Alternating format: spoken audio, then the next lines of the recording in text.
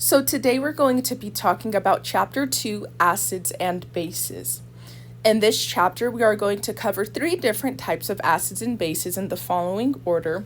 The first will be our Arrhenius acids and bases, the second is the Bronsted-Lowry, and then the third is the Lewis acids and bases.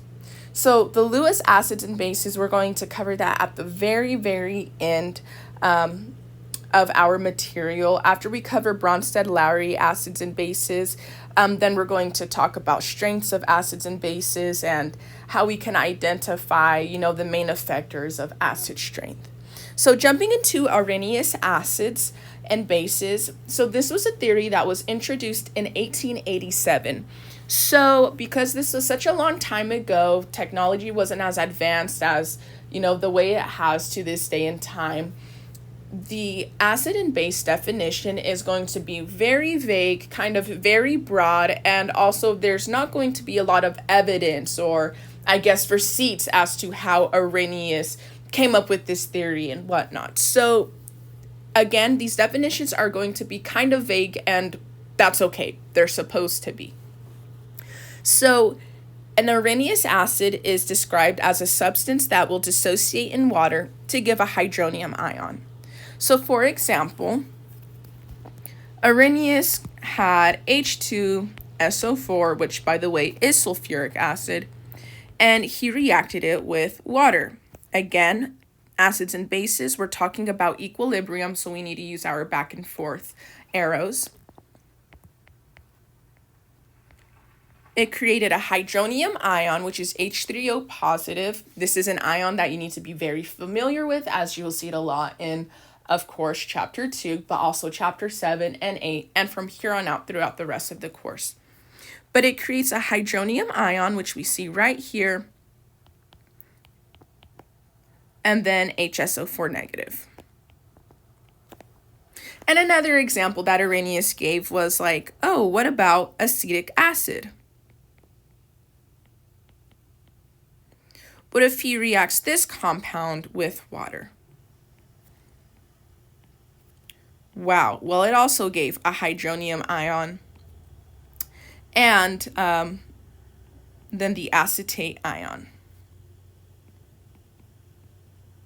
So this was his definition of what an acid was. And probably what he noticed whenever he was reacting these two acids was he noticed that sulfuric acid dissociated to a greater degree than acetic acid. So he kind of came up with the theory and he said, okay, stronger acids dissociate to a greater degree than weaker acids. And he was kind of right. Acid strength does play, dissociation of acids does play a huge role into whether it's strong or not. But again, he didn't really have the receipts. He really didn't have the evidence to prove this. But we will talk about calculating this stuff later. And so his definition of a base was a substance that dissociates in water to give, instead of a hydronium ion, it's going to give hydroxide ions. So if we were to have something like sodium hydroxide, it would dissociate into sodium ions and the hydroxy ions. Or something even like magnesium hydroxide. This would dissociate into the magnesium ion and a hydroxide ion. And he also kind of came up with the same hypotheses that he did with acids, saying that stronger bases dissociate to a greater degree than weaker bases. So he presumed that sodium hydroxide was a stronger base than magnesium hydroxide. And so, overall, the Arrhenius definition was a very important contribution into understanding acids and bases. But the Arrhenius definitions of acids and bases, it doesn't explain why ammonia, which is NH3, it doesn't explain why ammonia neutralizes acid, even though it doesn't contain any hydroxide ions in the molecular formula. Like, this can't just dissociate into a hydroxide ion. There is no oxygen over here, right? So his definition doesn't really explain that. So That's why we kind of have Bronsted-Lowry acids and bases. And these are kind of more developed. They have a more a definition that kind of makes more sense and kind of has more proof. And so Bronsted-Lowry acids are described as any species that donates a proton. So these are going to be our proton donors. Over here, we're focusing on hydrogens, where our hydrogens are going. And a base would be described as any species that accepts a proton. So if we were to use our sulfuric acid example still,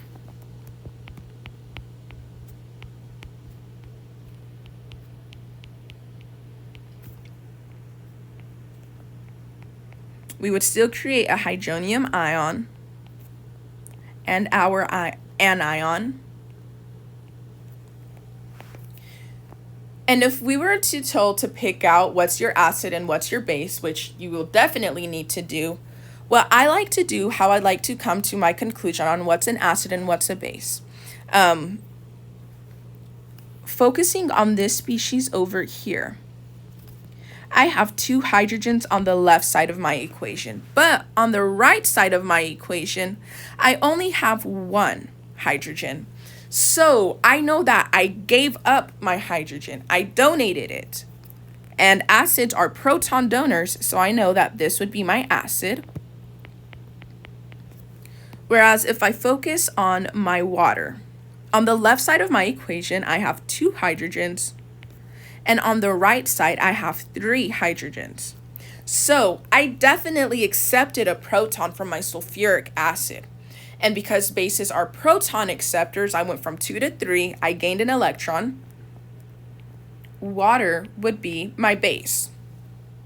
So we've got the left side of our equation, an acid and our base. But Bronsted-Lowry acids and bases took it even further.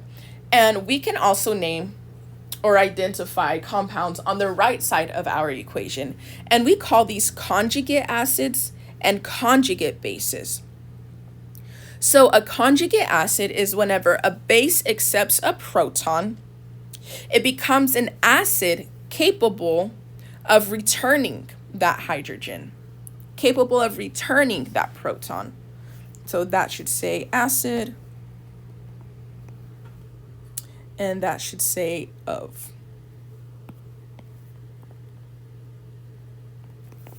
So for example, let's look at our hydronium ion, looking on the right side of our equation.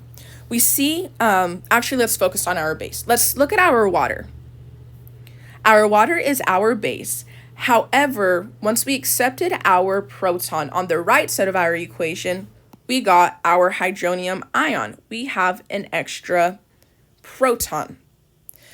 So because of this extra proton, we become an acid. And if we were to read our reaction from right to left, I would be able to donate this same hydrogen right back to my water to get me from 3 hydrogens to 2. And because I'd be capable of donating that back, I would call this my conjugate acid.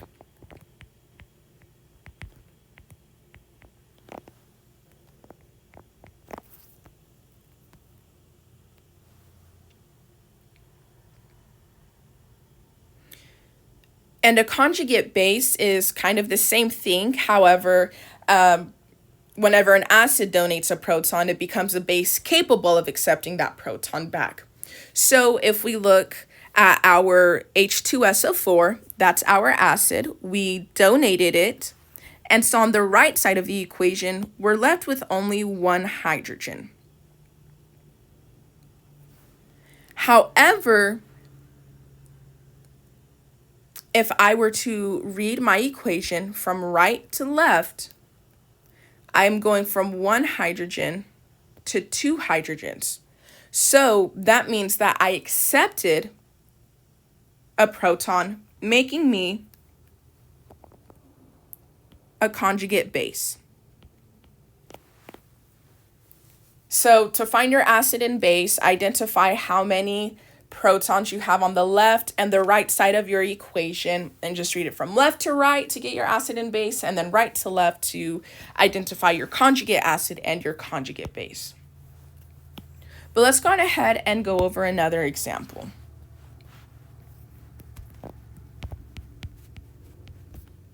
Let's have water and ammonia react.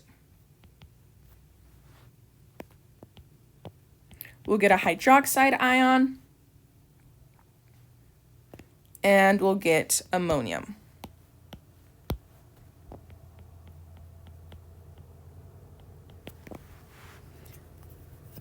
So looking at our water on the left side of the equation, we have 2 hydrogens, and on the right side, we're left with only 1. Looking at my ammonia, I have 3 hydrogen, and after I look on my right side of the equation, I have 4. So reading from left to right, looking at my water, I go from 2 hydrogens to 1 hydrogen, which means that I donated. I'm a proton donor, so I'm an acid. But if you read from right to left, we have 1 hydrogen and go to 2 hydrogens. So this would be our conjugate base.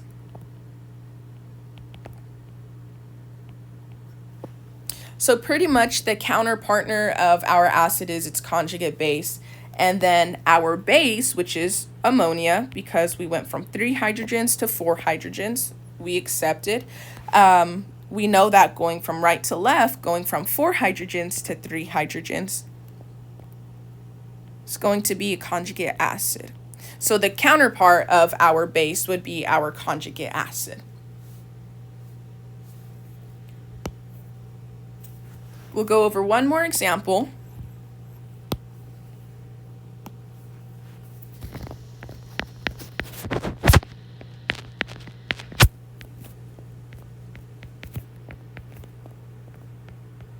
So if we have acetic acid that reacts with our methoxy ion,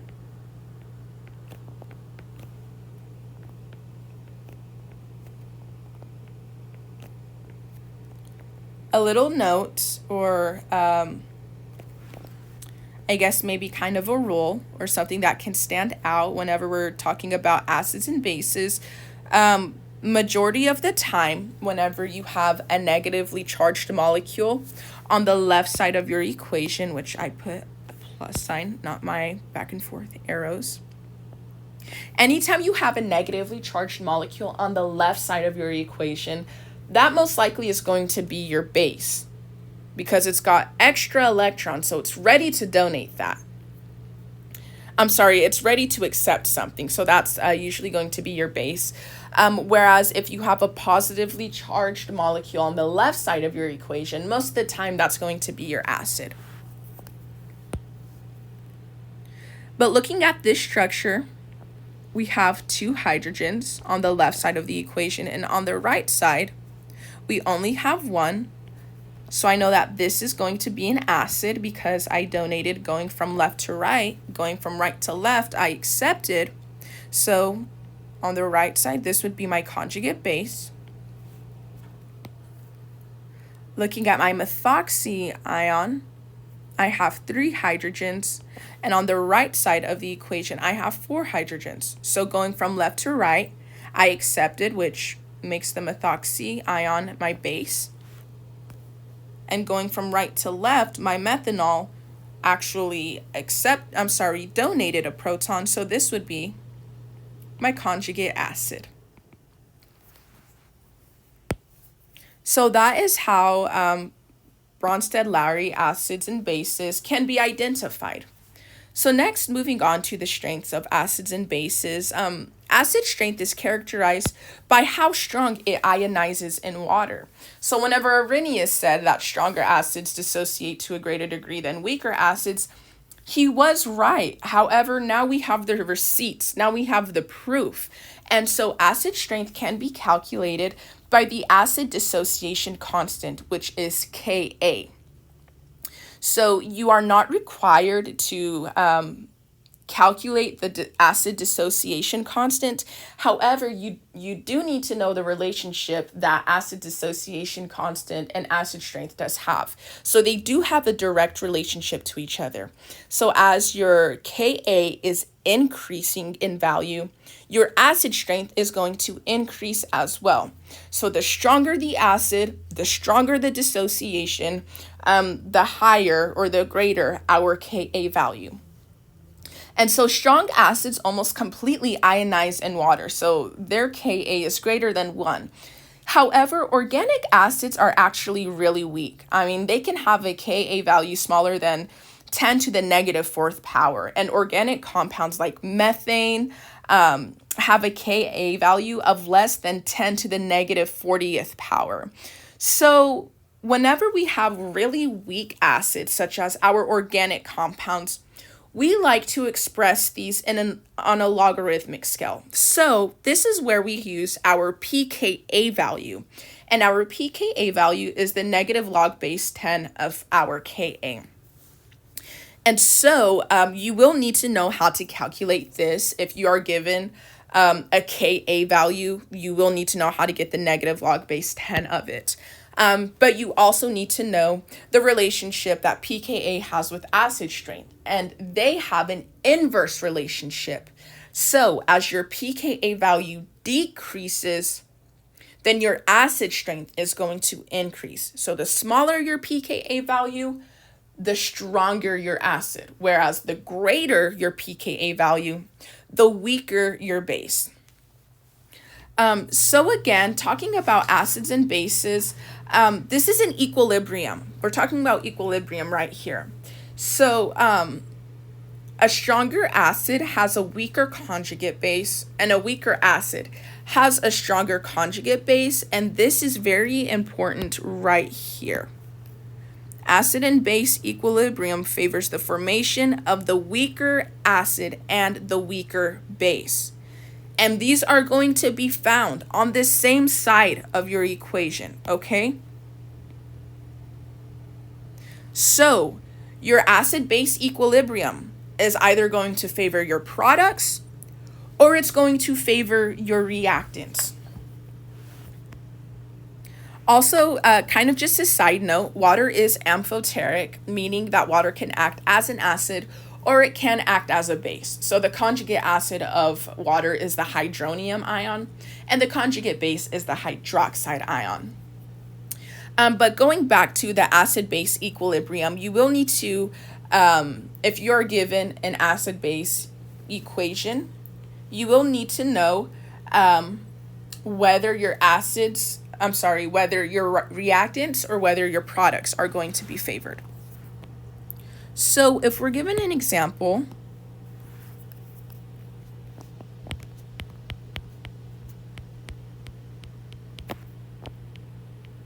like this.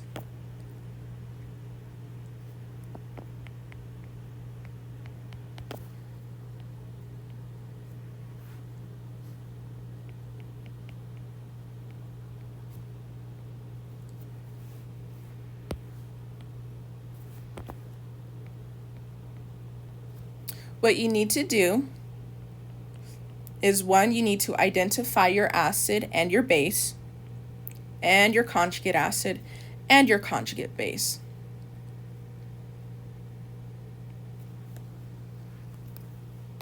So looking at the left side of my equation, I have 4 hydrogens. On the left side, I have 3. So I know that on the left side of my equation, this is the acid, and this will be the conjugate base. And in comparing the sodium hydroxide, we go from having 1 hydrogen to 2 hydrogens. So my sodium hydroxide is my base, and my water is going to be the conjugate acid because it's capable of donating that proton back. So your pKa values or Ka values will be given to you if you need to determine whether your products or reactants are going to be favored. So if our acetic acid has a pKa value of 4.74, and my water has a pKa value of 15.7, which is the stronger acid? Well, we know that pKa and acid strength have an inverse relationship, so my smaller number is going to be the stronger acid. So my acetic acid is going to be my stronger acid whenever compared to water. And since acid-base equilibrium favors the weaker acid and the weaker base, if my reactants contain my strong acid and my strong base, then I know that my conjugate base and my conjugate acid are going to be weaker. So in this example, our products are going to be favored.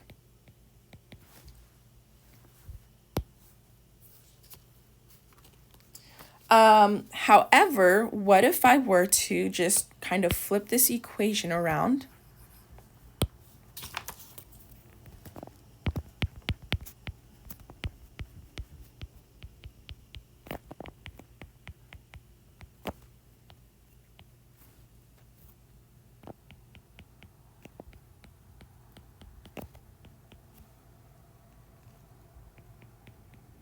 Again, identify what your conjugate acid, what your conjugate base, your acid, and what your base is. We've got 3 to 4 hydrogens. So this would be my base because it accepted. This would be my conjugate acid.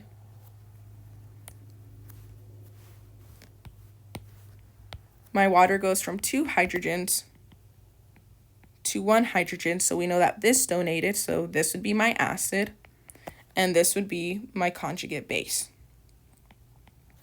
Now what we're going to do is we're going to compare our pKb values, which is just the strength of our base. So pKa is going to be the value for your acids. pKb is going to be the value of strength of your base. However, it's still the same concept where the smaller your pKb value, then the greater your strength of your base. So if I have a pKb of 9.26 and a pKb of negative 1.7, my sodium hydroxide is going to be my stronger base. And because I know that acid-base equilibrium favors the weaker acid and the weaker base, in this example, the reactants are favored. So make sure you know the relationship between Ka and pKa, Kb, pKb, acid and base strength, and how to identify whether your reactants or your products are going to be favored. So in the event that you're not given pKa or pKb values, you're going to need to know, you should be able to look at acids or bases and pick out features of them and compare them and determine what's going to be stronger or what's going to be weaker. If you're given 4 different acids, you should be able to put them in increasing and decreasing acid strength without using any values. So there are 5 main effectors of acid strength, and we're going to cover all of them. They're electronegativity, size, inductive effect, hybridization, and resonance. So talking about electronegativity, so pretty much the more stable your conjugate base, the stronger your acid is going to be. So whenever we talk about electronegativity, it's way easier for a more electronegative element to bear a negative charge, such as whenever you're comparing fluorine and carbon. It's way easier for fluorine to bear a negative charge rather than carbon. So therefore, the conjugate base of hydrofluoric acid is going to be way more stable than the conjugate base of a carbon acid. So we know that electronegativity increases going up the periodic table and to the right. So if we were to compare methane, water, hydrofluoric acid,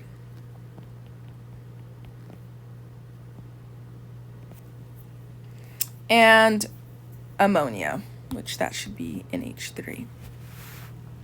If you were told to put these in increasing order, you should be able to do that.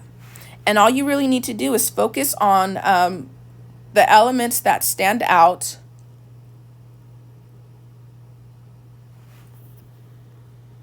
such as our carbon, our oxygen, our fluorine, our nitrogen. These are all in the same row that we can compare. So if I were to put these in increasing order, my methane would be first. It would be the weakest acid. Then it would be my ammonia. Then my water. And then my hydrofluoric acid.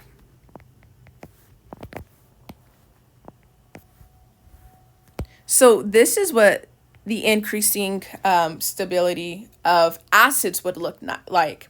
Now, whenever we're talking about bases, it's going to be the complete opposite. So the conjugate base of our methane would be CH3 negative, and that would be the strongest. Then NH2 negative, then our hydroxide ion, and then our fluorine ion.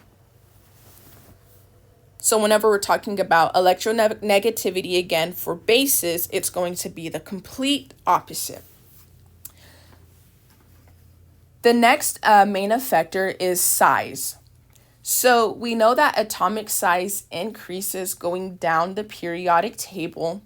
So if we were to compare our halogens, it is way easier for the negative charge of an anion. The negative charge of an anion is more stable whenever it's spread over a larger region of space. So our fluorine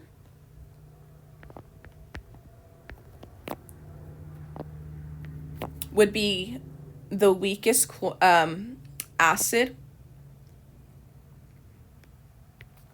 And then it'd be chlorine, bromine, and then iodine, because iodine is going to be the biggest halogen. Next, we have inductive effect. So again, inductive effect is whenever we can donate electron density to stabilize a certain region. And in this specific, whenever we're talking about acids and bases, our electron withdrawing atoms are going to stabilize our conjugate base through the sigma bonds of our molecule. So these 3 points that I made, because there are 3 different ways inductive effect can influence acid strength. They might not make sense right away, but hopefully with examples, they will make sense. So the first effector of inductive effect is the closer the electron withdrawing group is to the site of the negative charge, the stronger the acid is. So if we were to look at butanoic acid,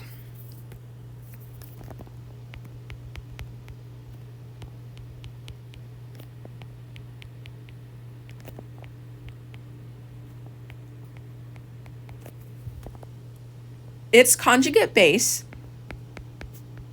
is going to have a negative charge on the oxygen once our hydrogen is donated. So we've kind of got a lot of electron energy right here. However, if we were to add a chlorine, which is an electron withdrawing group, they've got a stronger a greater pull because of our electrons that sit outside our shell.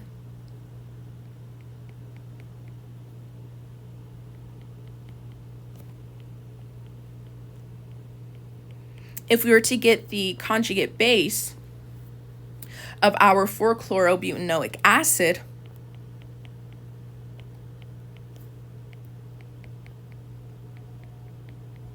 we'd be able to stabilize our negative charge. This is going to be the site of our negative charge. This chlorine is kind of able to pull and kind of stabilize from the site of our negative charge.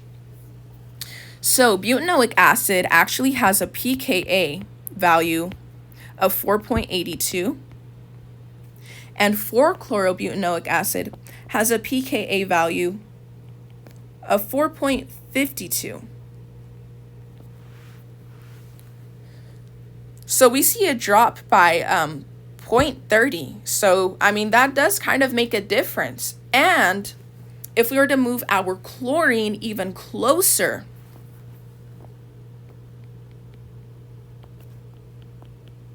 to the site of our negative charge, and if we were to get our conjugate base, our chlorine, our electron withdrawing group, is able to stabilize our negative charge even more because it's even closer.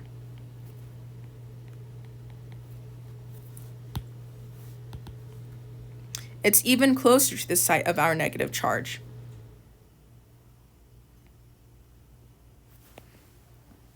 So chlorine now only has to kind of fight through 1, 2, 3, 4 single bonds. So it's even closer. It has a closer pull. And this actually has a pKa value of 4.05. And kind of the same thing, if we were to move our chlorine right next to our carboxylic acid,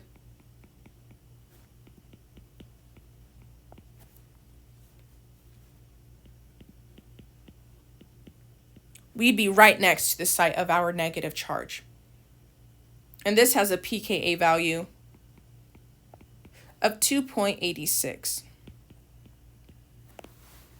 So we can see the dramatic difference that we make. I mean, just comparing the 4.05 to 2.86, you know, just by moving our electron withdrawing group even closer.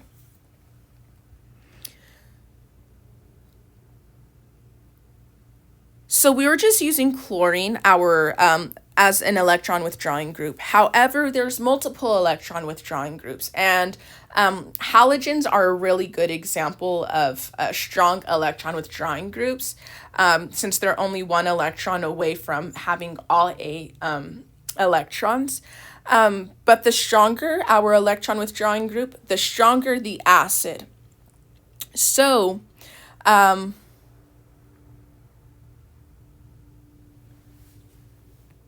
if I were to have, instead of a chlorine, if I were to add a bromine,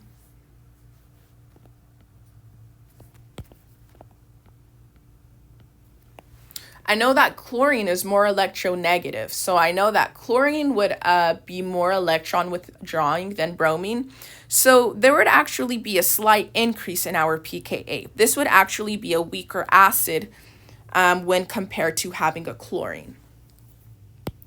But a few examples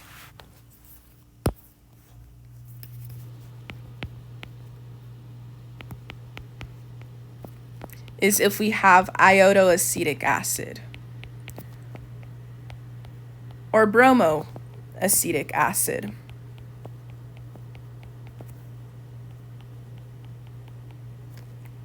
Chloroacetic acid, and then fluoroacetic acid.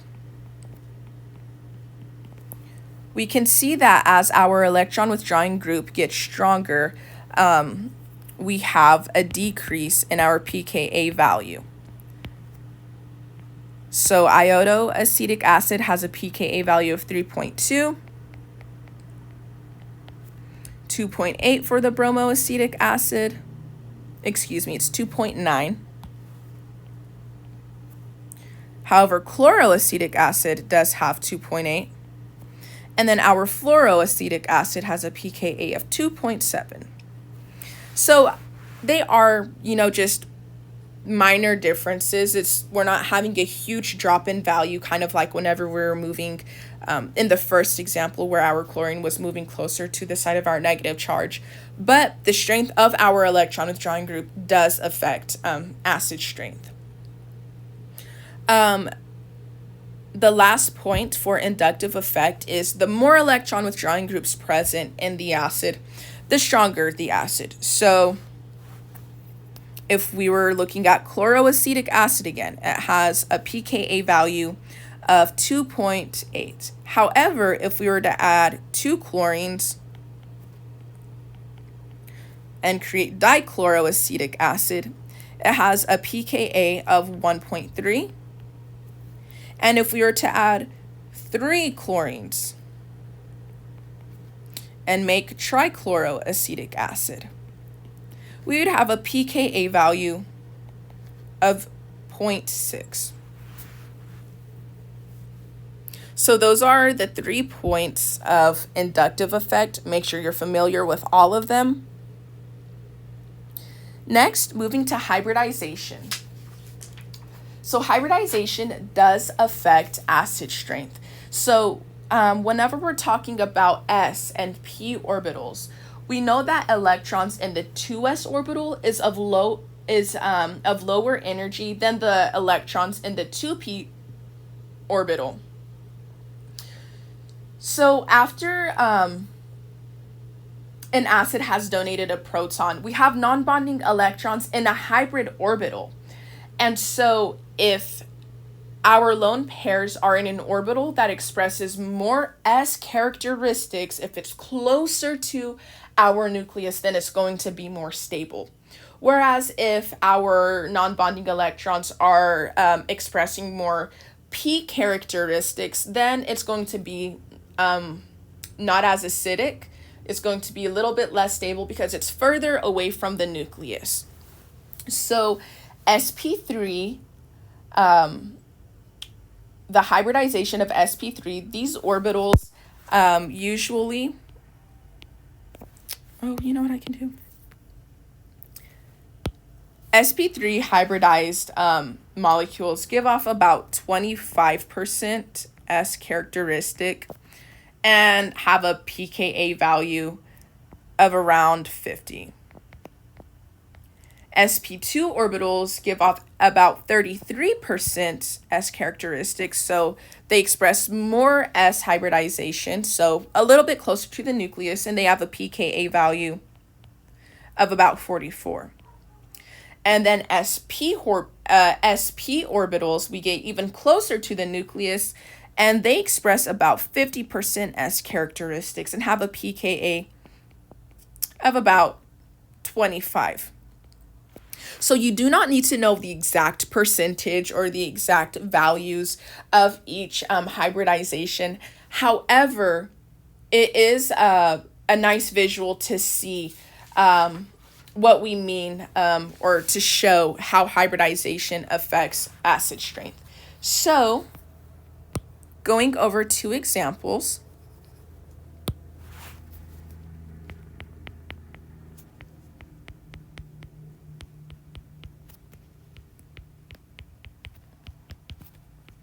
My nitrogen is positively charged on the left side of the equation, so I can make a nice assumption that that is definitely going to be my acid. And it definitely is. Because if we see on the left side of our equation, we have given up a hydrogen, and now we have a pair of lone pairs, and our nitrogen is in a neutral state.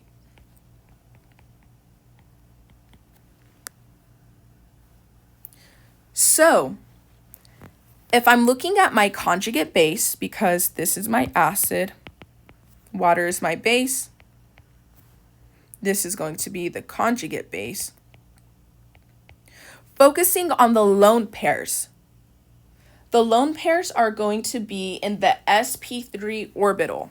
This is sp3 right here. And so this acid actually has a pKa value of about 10.6. However, if we were to use a stronger acid,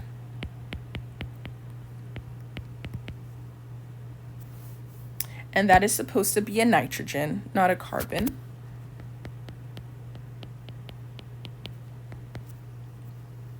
and this were to react with water, I'm going to give up one of my hydrogens, and I now have a lone pair, and this is going to be in the sp2 orbital.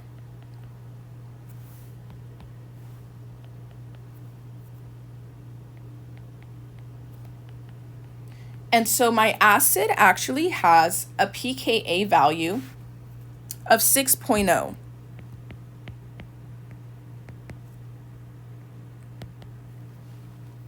So whenever I compare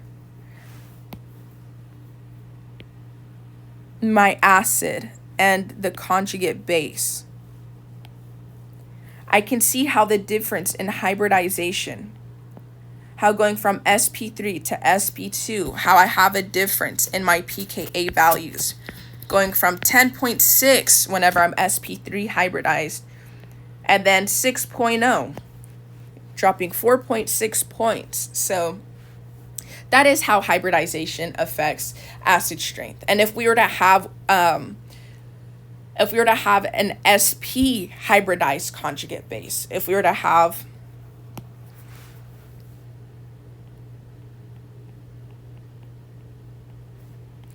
something like this, these orbitals would be sp hybridized, so our pKa value would be even lower.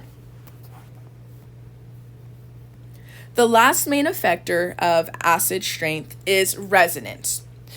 So the more resonant structures an ion has, the greater the acid strength. And so we talked about this, we talked about resonance in chapter 1 whenever we were saying that, ions or compounds can be resonance stabilized. The more resonant structures an acid or a conjugate base can create, then the more stable our conjugate base, therefore the stronger our acid. So if we were to compare ethanol and acetic acid,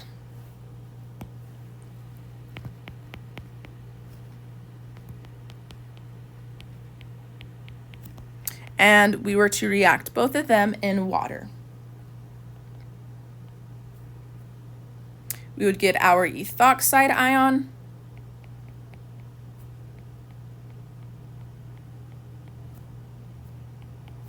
and our hydronium ion.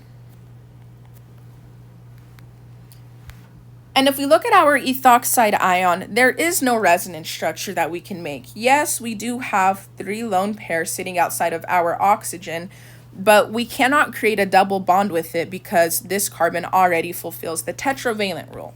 So we don't have any resonance structures with our ethoxide ion.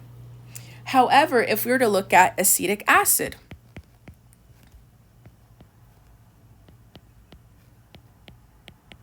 and if we were to react this with water as well, our conjugate base is going to bear a negative charge on our horizontal oxygen. And we can definitely create a resonance structure. What we can do is, instead of having our double bond going vertical, I can create a horizontal carbonyl group, which means that my vertical oxygen will now bear a negative charge.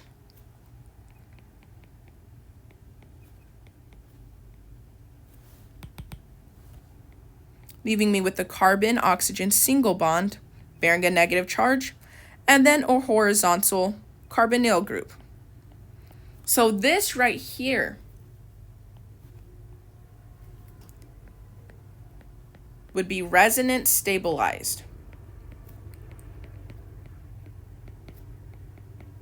And then, of course, we would also have our hydronium ion. And so if we were to compare the pKa values of our ethanol and our acetic acid, our ethanol has a pKa value of 15.9, and our acetic acid has a pKa value of 4.74. So we can see how being resonance stabilized can increase your acid strength. And if we were to have something like methane sulfonic acid, look up that acid and see how you can get 3 different resonance forms. And so methane sulfonic acid would be even more acidic than our acetic acid. Our hydronium ions also, they have a pKa value because these are our conjugate acids of -1.7. I'm giving these to y'all so that way you can use this as extra practice to determine whether your products or reactants are going to be favored in equilibrium. So do what you want with that information. So lastly, we're going to talk about Lewis acids and Lewis bases. So they're very similar to Bronsted-Lowry acids and Bronsted-Lowry bases. However, now we're looking at where we are moving our electrons rather than protons. Protons, our hydrogen, is what we focused on in Bronsted-Lowry. Lewis acid, though, we're focusing on our electrons. And this is going to be very important because whenever we start chapter 8 and we're doing all of our reactions of alkanes, you're going to need to know how to quickly identify your Lewis acid, your electrophile, your Lewis base, your nucleophile. So your Lewis acid is described as a species that can accept electrons to form new bonds, and that is going to be our electrophile, that is our electron acceptor, whereas our base can donate electrons, and that is going to be our attacker. So whenever we're drawing our arrow, it's very important that our arrow goes from negative to positive. Our nucleophile is the attacker. It has much more electrons. So what we mean by that is if this is my Lewis base and it's negatively charged because I have extra electrons to attack with, and I have an electrophile, I am waiting to accept. I am lacking electrons, but I'm waiting to accept. Whenever we make our new bond, this is what we mean by we're going from negative to positive. We go from nucleophile to electrophile. You never want to go electrophile to nucleophile. Never, ever, ever. You never want to do that. Always, always go from negative to positive. Always go from nucleophile to electrophile, and you'll get your new bond formed. This just means Lewis base and Lewis acid. But now we're going to use actual compounds. So what if we have ammonia and boron trifluoride?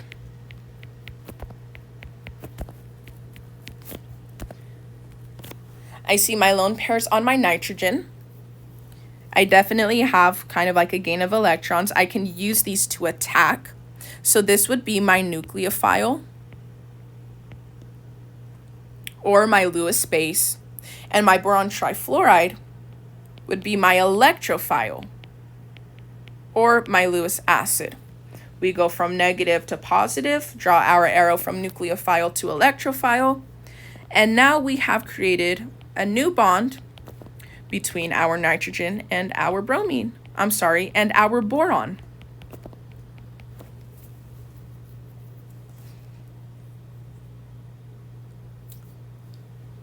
We're going to go over another example where we're going to need to use two arrows where we'll have, as one bond is forming, one bond is breaking. So if I were to have this methoxy ion,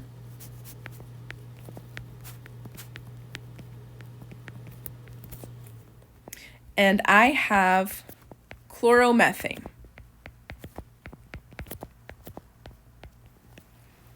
I know that my methoxy ion is going to be my nucleophile. This is going to be my Lewis base.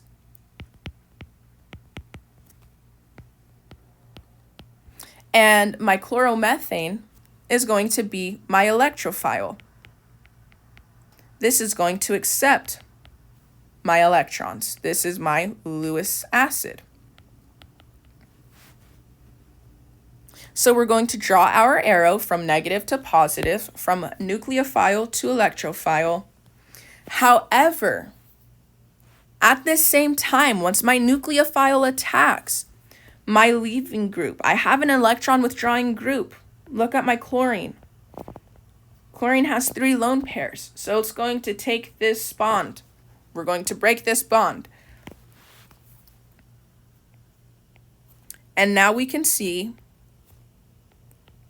the new bond that we formed between our oxygen and our carbon. We're left with a dimethyl ether, and we've got chlorine as a side product. So always look for electron withdrawing groups, so that way you don't violate any of the tetravalent rules. So that is going to conclude this video. If you have any questions over acids and bases, please feel free to reach out to me.